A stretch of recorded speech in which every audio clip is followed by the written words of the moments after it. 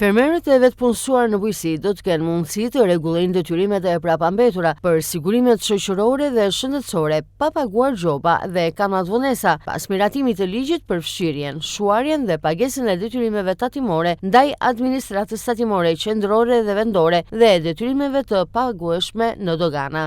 Ligji parashikon që për të gjitha detyrimet e krijuara deri më 31 dhjetor të 2014 të fshihen plotësisht detyrimet administrative, ndërsa fermerët do të duhet paguajnë vetëm kontributin bazë. Për periudhën duke nisur nga janari 2015 deri në 31 dhjetor të 2024, gjobat dhe kamat vonesat do të shuhen, me kusht që kontributi plot të paguhet brenda datës 31 dhjetor 2026. Kjo nismë jep mundësi fermerëve që prej vitesh kanë detyrime të akumuluara të mbyllin ato pa kosto shtesë, duke paguar vetëm shumën e kontributeve sipas masës së përcaktuar. Sipas vendimit të Këshillit të Ministrave, kontributi vjetor për të vetpunësuarit në bujqësi është 38.400 lek për zonat fushore dhe 29.400 lek për zonat malore. Autoritetet bëjnë apel që fermerët të përfitojnë nga kjo mundësi brenda afatit ligjor, në mënyrë që të sigurojnë vimësinë e përfitimeve nga skema e sigurimeve shoqërore, përfshirë të drejtën e pensionit dhe mbrojtjen shëndetësore.